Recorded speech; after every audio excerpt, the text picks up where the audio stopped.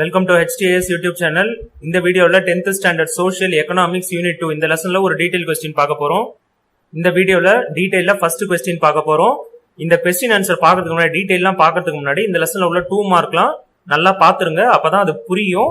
Detail படிக்கும் போது ஈஸியா இருக்கும். இப்போ குளோபலைசேஷன்ற வேர்ட் எல்லாம் நம்ம 2 மார்க்ல ஏற்கனவே டீடைலா பார்த்துட்டோம். ரொம்ப எக்ஸ்பிளைன் பண்ணி நான் சொல்லியிருக்கேன். அதை மிஸ் பண்ணாம பாருங்க. அதுக்கப்புறம் டீடைல்லாம் பாத்தீங்கன்னா உங்களுக்கு ஈஸியா இருக்கும் படிக்கும்போது. குளோபலைசேஷன்றத வந்து டீடைல்ல சொல்லும்போது ஷார்ட்டா தான் சொல்லுவேன். ஸோ நம்ம வந்து டீடைல்ல வந்து ஃபர்ஸ்ட் ஒன்று பார்க்க போறோம். Right briefly the history of globalization. பிரீஃப்லினா ரொம்ப சுருக்கமா குளோபலைசேஷன் உலகமயமாதல். சிம்பிளா சொல்லணும்னா உலகத்துல உள்ள எல்லாரும் எல்லார்கிட்டையும் பேசிப்பாங்க, வர்த்தகம் பண்ணிப்பாங்க, தங்களுடைய ஐடியாஸை ஷேர் பண்ணிப்பாங்க. அதுக்கு பேர் தான் குளோபலைசேஷன். அதோடைய வரலாறை பத்தி சொல்றாங்க ஃபர்ஸ்ட் கொஸ்டின்ல. உங்க புக்ல பேஜ் நம்பர் 224ல ஹிஸ்டரி ஆஃப் குளோபலைசேஷன் என்ற டாபிக்ல தான் இந்த ஆன்சர் இருக்கு.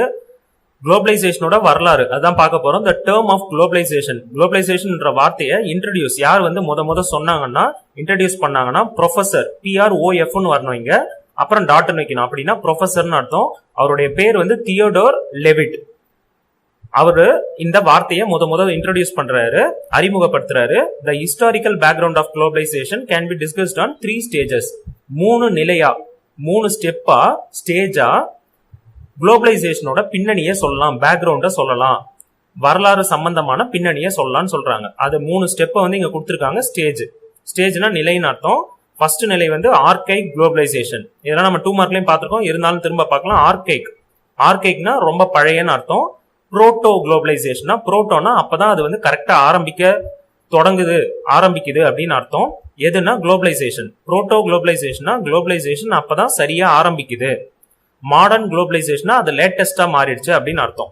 ஆர்கைக்னா பழசு, புரோட்டோனா ஆக்சுவலா ஸ்டார்ட் ஆகுது, மாடர்னா லேட்டஸ்ட்னு அர்த்தம். இப்ப இது ஈஸியா ஞாபகம் வச்சுக்கலாம். இந்த ஆன்சரை வருஷம் மட்டும் ஞாபகம் வச்சுக்கணும். அந்த காலத்துல எல்லாம் ஒன்னு நடந்ததுன்னு எழுதினாலே போதும். அதுல எக்ஸ்ட்ரா பாயிண்ட் எல்லாம் சொல்லணும். இப்ப ஆர்கைக் குளோபலைசேஷன் பழைய காலத்துல எப்படி குளோபலைசேஷன் இருந்தது அததான் இந்த பேராகிராஃப்ல பார்க்க போறோம். ஆண்ட்ரே கண்டர் பிராங்க் இவரு ஒருத்தருடைய பேரு. இது ஃபுல்லா ஒருத்தருடைய பேரு. அவர் வந்து ஆர்கியூடு, அவர் வந்து வாதாடினார். அதாவது வாதாடினார்னா இது சம்பந்தமா அவர் சொன்னாரு. என்ன சொன்னார்னா that a form of globalization உலகமயமாதலுடைய ஒரு டைப் வந்து ஹாஸ் பீன் இன் எக்ஸிஸ்டன்ஸ். அது வந்து பழங்காலத்துல இருந்தே இருக்குது. எப்பைல இருந்துனா since the rise of trade links between Sumer and Indus valley civilization இந்த 3rd மில்லேனியம் BCE. இப்ப ட்ரேட் லிங்க்ஸ்னா என்னன்னா வர்த்தகம் சம்பந்தமான லிங்க். அதாவது ரொம்ப சிம்பிளா சொல்லணும்னா சுமேர்ன்றது ஈராக், இன்னைக்கு இருக்கிற ஈராக்ன்ற இடத்துல, ஈராக் கண்ட்ரி நிறைய பேர் தெரிஞ்சிருக்கும். இந்த மேப்ல பாத்தீங்கன்னா தெரியும் உங்களுக்கு. அட்லாஸ்ல பாருங்க, இதுல உங்களுக்கு ஈராக் கொடுக்கல. ஈராக்ன்றது இந்த இடத்துல தான் இருக்கும். அந்த ஈராக் கண்ட்ரிக்கும் சுமேர்ன்றது அந்த காலத்துல பழைய பேர். இது ஈராக்குக்கு பழைய பேர் வந்து இது சுமேர். இண்டஸ் வேலி சிவிலைசேஷன் இந்தியாவையும் பாகிஸ்தானையும் சொல்றது. இண்டஸ் வேலி சிவிலைசேஷன் அந்த இடத்தை குறிக்கிறது. சிவிலைசேஷனா நாகரிகம்னு அர்த்தம். சுமேர் நாகரிகமும் இண்டஸ் வேலி நாகரிகமும் அவங்களுக்கு இடையே இருந்த ட்ரேட் லிங்க்ஸ், வர்த்தகம் பண்ணியிருந்தாங்க. இப்போ ஒரு பொருளை கொடுப்பாங்க, இன்னொரு பொருளை வாங்குவாங்க, அது மாதிரி பண்ணிட்டு இருந்தாங்க. அந்த பழைய காலத்துல இருந்து இருந்ததே அதுவே குளோபலைசேஷனோட ஒரு எக்ஸாம்பிள் தான் சொல்றாங்க. ரொம்ப சிம்பிளா உலகத்துல ஒரு பகுதியில இருந்து இன்னொரு பகுதியில லிங்க் ஆகணும், அவங்க 2 பேரும் சம்பந்தப்படுத்தி இருக்கணும். அதுக்கு பேர் தான் குளோபலைசேஷன். இது பழைய காலத்திலேயே வர்த்தகம் மூலமா லிங்க் ஆகிருக்கிறாங்க. அப்ப பழைய காலத்திலேயே குளோபலைசேஷன் இருக்குன்னு சொல்லியிருக்காரு. அவ்வளவுதான். அதோடைய வருஷம் சொல்லியிருக்காங்க 3rd மில்லேனியம் BC. இது வந்து வருஷத்தை இப்படி குறிப்பாங்க, BCEன்னு சொல்லுவாங்க. Next, an early form of globalized economics and culture known as archaic globalization existed during the Hellenistic age. First, Hellenistic ageனா என்னன்னா, ஹெலனிஸ்டிக்னா கிரேக், அதாவது தமிழ்ல வந்து கிரேக்கன்னு சொல்லுவாங்க, இங்கிலீஷ்ல வந்து கிரீக் சம்பந்தமான, கிரீஸ்ன்னு ஒரு கண்ட்ரி இருக்கா, அந்த நாட்டுல இருக்கிற கல்ச்சர் அது சம்பந்தமா இருக்கிற விஷயத்த வந்து ஹெலனிஸ்டிக்னு சொல்லுவாங்க. அந்த காலம் ஹெலனிஸ்டிக்கோட காலம். அந்த காலத்துல, அதாவது சிம்பிளா சொல்லணும்னா கிரீஸ் என்ற கண்ட்ரி அவங்களுடைய கலாச்சாரம் வந்து ரொம்ப பிரபலமா இருந்த காலம்னு அர்த்தம். அந்த டைம்ல an early form of globalized economics and culture. எக்கனாமிக்ஸ்னா பொருளாதாரம், கல்ச்சர்னா கலாச்சாரம். குளோபலைஸ்ட்னா உலகம் முழுக்க பரவி இருந்தது. இந்த பாயிண்ட் இப்ப சிம்பிளா சொல்லணும்னா பழைய காலத்துல ஒரு முறை கடைபிடிச்சாங்க குளோபலைசேஷனுக்கு. அதுக்கு பேர் ஆர்கைக் குளோபலைசேஷன். அந்த குளோபலைசேஷன் எப்ப இருந்ததுன்னா ஹெலனிஸ்டிக் ஏஜ் அந்த காலத்துல இருந்ததுன்னு சொல்றாங்க. ரொம்ப சிம்பிளா when commercialized urban centers were focused around the axis of Greek culture over a wide range that stretched from India to Spain with such cities as Alexandria, Athens and Antioch as its center. இது சிம்பிளா என்னன்னா urban சென்டர்ஸ்னா என்னன்னா city போல நகரம் போல பழைய காலத்துல நகரம் எல்லாம் உருவாச்சு இல்ல, அந்த நகரம் உருவான உடனே நிறைய வர்த்தகம் எல்லாம் பண்ண ஆரம்பிச்சிருப்பாங்க. கமர்ஷியலைஸ்னா நிறைய வியாபாரம் பண்ண ஆரம்பிச்சிருப்பாங்கன்னு அர்த்தம். அது வந்து ஃபோக்கஸ்னா எதை சுத்தி இருந்ததுன்னா ஆக்சிஸ் ஆஃப் கிரீக் கல்ச்சர். நம்ம ஏற்கனவே பார்த்தோம் ஹெலனிஸ்டிக்னா கிரீக்கோடைய கலாச்சாரம் இல்ல அவங்க சம்பந்தமான விஷயம்னு அர்த்தம். அந்த கிரேக்க கலாச்சாரம் சொல்லுவாங்க தமிழ்ல, இங்கிலீஷ்ல கிரீக்கோடைய கல்ச்சர். அதை சுத்தியே அதை சென்டரா வச்சு அதை சுத்தி தான் நிறைய விஷயம் நடந்தது. அதாவது ரொம்ப சிம்பிளா சொல்லணும்னா இமேஜ்ல இந்த மேப்ல பாத்தீங்கன்னா கிரீஸ்ன்றது இந்த இடம் கிரீஸ்ன்றது இதை சுத்தி தான் விஷயம்லாம் நடந்தது, எல்லாமே இதை சுத்தி தான் நடந்தது அப்படின்னு சொல்றாங்க ரொம்ப சிம்பிளா. இப்ப அந்த கிரீக் கல்ச்சரை சுத்தி தான் எல்லா விஷயமும் இந்த வந்து கமர்ஷியலைஸ்டு அர்பன் சென்டர்ஸ், அதாவது குளோபலைசேஷன் சம்பந்தமான விஷயம் எல்லாம் நடந்தது. ஓவர் அ வைட் ரேஞ்ச், அதை சுத்தி இருந்த பெரிய இடத்துல அந்த இடம் வந்து எங்க இருந்து ஆரம்பிக்குது எங்க இருந்து முடியுதுன்னா ஸ்ட்ரெச்டு ஃப்ரம் எங்க இருந்து ஆரம்பிக்குதுன்னா இந்தியால இருந்து ஸ்பெயின் வரைக்கும். இந்தியா நம்மளுக்கு எங்க இருக்குன்னு தெரியும், ஸ்பெயின்ன்றது இந்த இடம் வரைக்கும் ஃபுல்லா சென்டர்ல நம்மளுக்கு கிரீஸ் இருக்கு. அப்ராக்சிமேட்டா சொல்லணும்னா சென்டர்ல வந்து கிரீஸ்ன்ற கண்ட்ரி இருக்கு, அதை சுத்தி இந்த விஷயம் எல்லாம் நடக்குது பழைய காலத்துல அப்படின்னு சொல்றாங்க. அது சில சிட்டிஸ் எல்லாம் கொடுத்துருக்காங்க. ஏன்னா வந்து அர்பன் சென்டர்னு சொன்னாங்களா, அர்பன்னா சிட்டின்னு அர்த்தம், சிட்டி சம்பந்தமானு சொல்லியிருக்காங்க. அந்த சிட்டியோட எக்ஸாம்பிள் எல்லாம் கொடுத்துருக்காங்க. இந்த சிட்டி எல்லாம் அதோடைய சென்டர்ல இருந்தது, அதாவது கிரீஸ்ல இந்த சிட்டி எல்லாம் இருக்கு, அதை வச்சு சொல்லியிருக்காங்க. Next, the Islamic golden age was also an important early stage of globalization. குளோபலைசேஷன்ல ஏற்கனவே நம்ம ஹெலனிஸ்டிக் ஏஜ்னு ஒன்று பார்த்தோம், அதுதான் மேல இந்த பாயிண்ட்ல பார்த்தோம். அதுக்கடுத்து வந்து இஸ்லாம்ன்ற மத சம்பந்தமான பொற்காலம் கோல்டன் ஏஜ், அதையும் முக்கியமான ஏர்லி ஸ்டேஜ் ஆஃப் குளோபலைசேஷன் உலகமயமாதல்ல அதுவும் ஒரு முக்கியமான ஸ்டேஜ்னு சொல்றாங்க. காலத்தை பிரிச்சு வருஷங்கள்லாம் பிரிச்சு இது பழசு, இது சென்டரு, இது அதுக்கு அடுத்து புதுசு அப்படின்னு பிரிச்சிருக்காங்க. அவ்வளவுதான். ஆர்கைக்னா ஓல்டுன்னு அர்த்தம், சென்டர்ல இருக்கிறது வந்து புரோட்டோ, அப்பதான் ஆக்சுவலா ஆரம்பிச்சதுன்னு அர்த்தம். அதுக்கு அடுத்து பாத்தீங்கன்னா மாடர்ன், லேட்டஸ்ட்னு அர்த்தம்.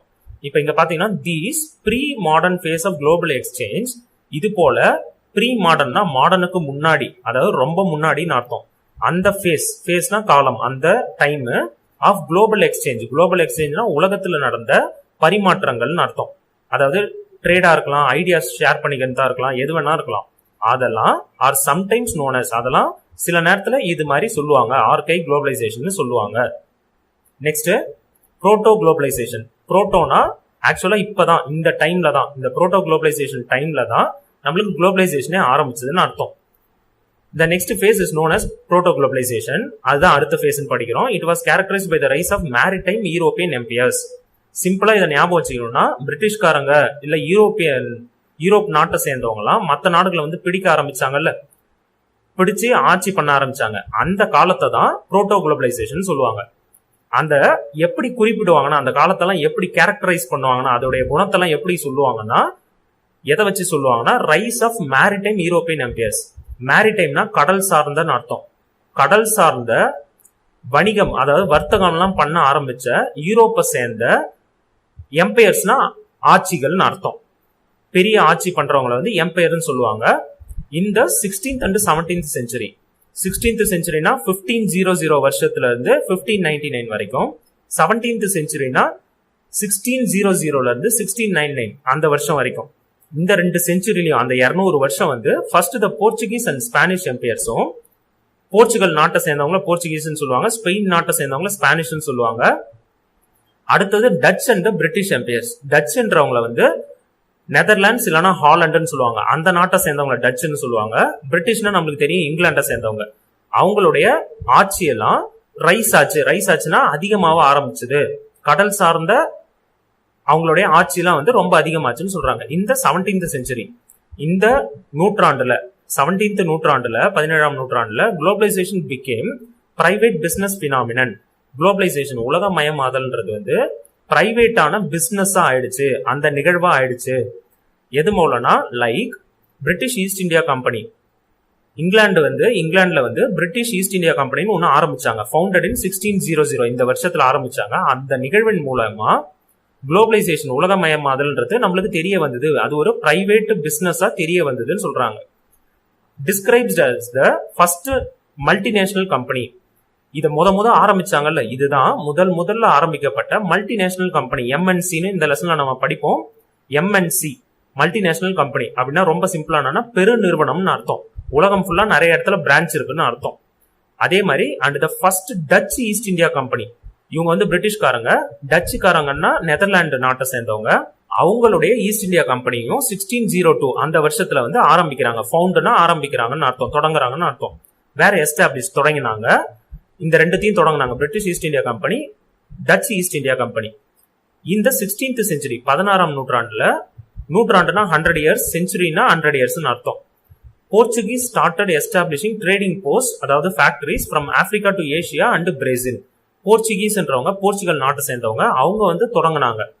எதை தொடங்கினாங்கன்னா, ஆரம்பிக்க தொடங்கினாங்கன்னா started establishing.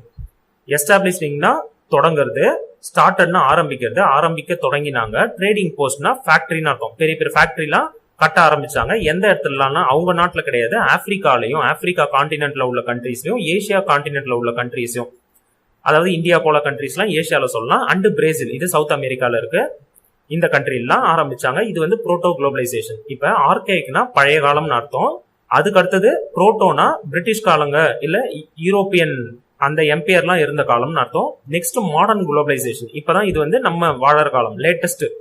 The 19th century witnessed the advent of globalization approaching its modern form. 19ஆம் நூற்றாண்டுல விட்னஸ்னா நம்ம பார்க்க ஆரம்பிச்சோம். எதன்னா அட்வென்ட்னா தொடங்குது. எதுனா குளோபலைசேஷனுடைய அட்வென்ட்.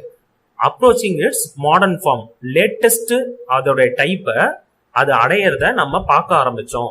பிட்வீன் த குளோபலைசேஷன் இந்த 19th and இந்த 20th century, இந்த இடைப்பட்ட காலத்துல, இந்த வருஷங்களுக்கு இடையில there are significant differences, நிறைய மாற்றங்கள் ஏற்பட்டது. நெக்ஸ்ட் அடுத்த பேஜ்ல multinational trade contracts and agreements என்னென்ன மாற்றம்லாம் இங்க கொடுத்துருக்காங்க, இன்னும் தெளிவாகவே பார்க்கலாம். Multinational trade contracts and agreements. கான்ட்ராக்ட்னாலும் அக்ரிமெண்ட்னாலும் ஒப்பந்தம்னு அர்த்தம். அதெல்லாம் சைன் பண்ண ஆரம்பிச்சாங்க. மல்டிநேஷனல்னா நிறைய நாடுகள், நேஷனல்னா நாடுன்னு அர்த்தம், மல்டினா நிறைய நாடுகள் சேர்ந்து ட்ரேடு வர்த்தகத்துக்கான ஒப்பந்தம்லாம் சைன் பண்ணுவாங்க. அது எக்ஸாம்பிள் இங்க கொடுத்துருக்காங்க. Like general agreement on tariffs and trade, GATT அது short form, and WTO world trade organisation. இந்த ரெண்டு ஒப்பந்தம் சைன் பண்ணாங்க. இப்ப இதன் மூலயமா என்ன, உலகத்துல உள்ள எந்த நாடு வேணாலும் எந்த நாடு கூட வேணாலும் வர்த்தகம் பண்ணலாம். அப்படின்னா சிம்பிளா என்ன, குளோபலைசேஷன் இன்னும் பெருசாயிடுச்சுன்னு அர்த்தம். From 1890 and up to world war 1, இந்த வருஷத்துல இருந்து வேர்ல்ட் வார் 1 வரைக்கும் இன்ஸ்டெபிலிட்டி. வேர்ல்ட் வார் 1 இன்ஸ்டெபிலிட்டி, இதை அப்படியே ஒன்னா படிக்கணும்.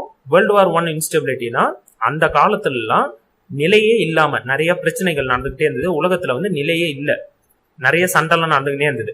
அதனால ட்ரேட் வாஸ் எ ப்ராப்ளம். அந்த டைம்ல ஒரு நாடு இன்னொரு நாடு வந்து வர்த்தகம் பண்றது கஷ்டம். ஏன்னா கடல் வழியாவும் சண்டை போடுவாங்க அந்த காலத்துல. அப்ப வந்து நம்ம வந்து பொருள்லாம் ஏத்தின்லாம் போக முடியாது கப்பல் மூலயமா.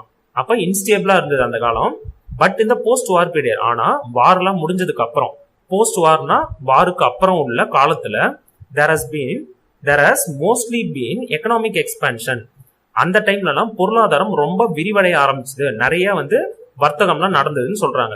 which leads to stability, அதனால ஸ்டேபிள் ஆயிடுச்சு, நிலையா ஆயிடுச்சு, உலகத்தோட பொருளாதாரம் வந்து நிலையா ஆயிடுச்சு. Next technological changes have cost lower transporting cost. அப்படின்னா என்னன்னா, லேட்டஸ்ட் டெக்னாலஜிலாம் கொண்டு வந்ததுனால, அந்த சேஞ்சஸ்னால டிரான்ஸ்போர்ட்டிங் காஸ்ட், ஒரு பொருளை ஒரு இடத்துல இருந்து இன்னொரு இடத்துக்கு ஏத்திட்டு போனோம்னா அதோடைய செலவு காஸ்ட் வந்து குறைஞ்சிடுச்சு, லோ ஆயிடுச்சு. எதனால, டெக்னாலஜினால. டெக்னாலஜி தான் காஸ்ட் பண்ணுச்சு, செஞ்சுது. It take just a few hours to transport goods between continents today. அந்த காலத்துலலாம் ஒரு நாட்டுல இருந்து இன்னொரு நாட்டுக்கு பொருள் எடுத்துன்னு போனோம், இல்ல ஒரு கான்டினென்ட்ல இருந்து இன்னொரு கான்டினென்ட்டுக்கு பொருள் எடுத்துன்னு போனோம்னா ரொம்ப கஷ்டம், இல்ல ரொம்ப நேரம் ஆகும், ரொம்ப செலவாகும். ஆனா இப்ப டெக்னாலஜியோட சேஞ்சதுனால உடனே நம்ம கொண்டு போக முடியும். அதே மாதிரி செலவும் கம்மி. ஃபியூ ஹவர்ஸ்னா சில மணி நேரத்திலேயே ஒரு கான்டினென்ட்ல இருந்து இன்னொரு கான்டினென்ட்டுக்கே போயிடலாம். டிரான்ஸ்போர்ட் குட்ஸ்னா பொருட்களை டிரான்ஸ்போர்ட் பண்ண முடியும். இப்ப இததான் நம்ம வந்து 3 விதமான குளோபலைசேஷனா பார்த்திருக்கோம். ரொம்ப ஈஸி. நான் ஹைலைட் பண்ணதெல்லாம் நல்லா படிச்சுங்க, நல்லா ரிவைஸ் பண்ணி எக்ஸாம்ல எழுதுறதுக்கு பாருங்க. உங்களுக்கு வேற ஏதாவது டவுட் இருந்ததுன்னா கமெண்ட்ல போடுங்க. உங்களுக்கு இந்த வீடியோ பிடிச்சிருந்தா லைக் பண்ணுங்க, மறக்காம உங்க ஃப்ரெண்ட்ஸ் கூடயும் ஷேர் பண்ணிக்கங்க. தேங்க்யூ.